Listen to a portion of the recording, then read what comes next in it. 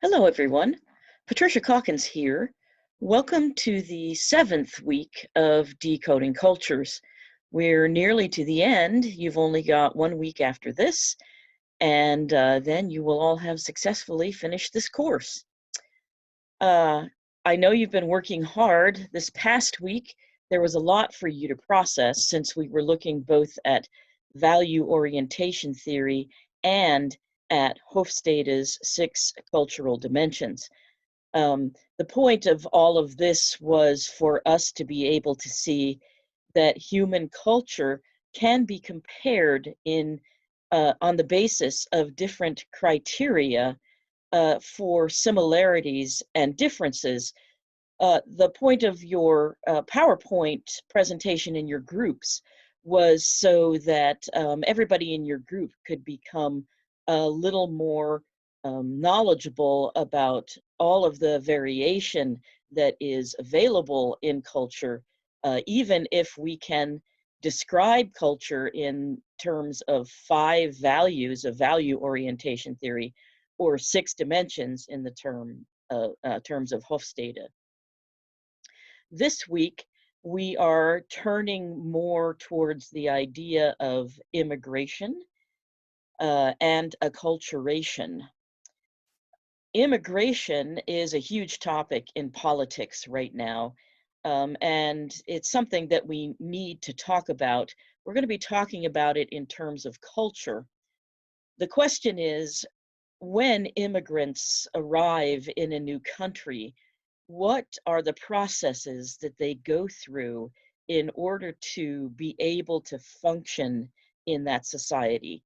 And when they go through these processes, are they then accepted by the people who are members of the dominant culture? Remember, the dominant culture happens to be the kinds of cultural values to which the majority of that culture would agree. But as we have seen from this last week's work, many of the immigrants who are coming to the United States right now are not at all from cultures that were traditional European sources of immigration.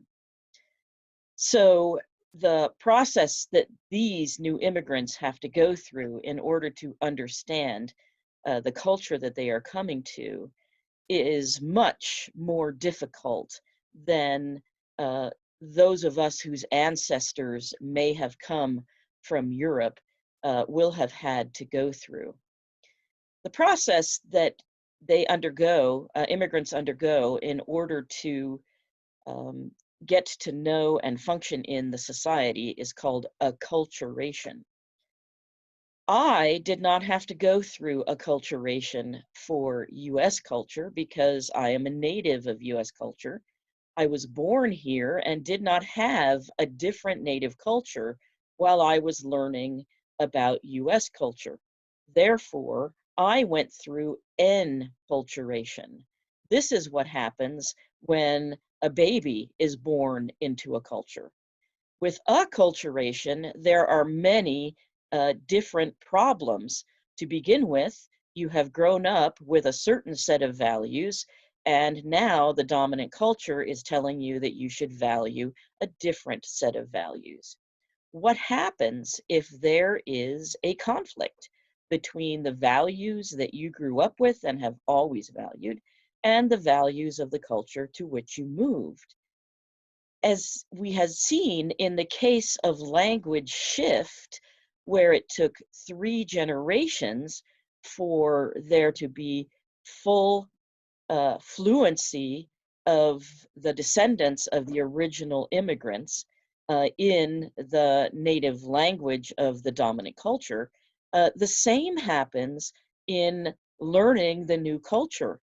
In the first generation, the people who immigrate, it's almost impossible for those people to take on a new culture and completely do away with an original culture.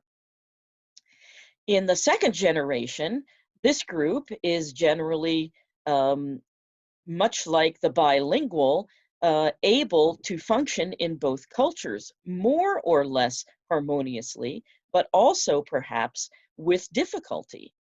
And it's only in the third generation, just like it was with language shift, that we see a true acceptance of the dominant culture being possible. So I'm looking forward to this week with you.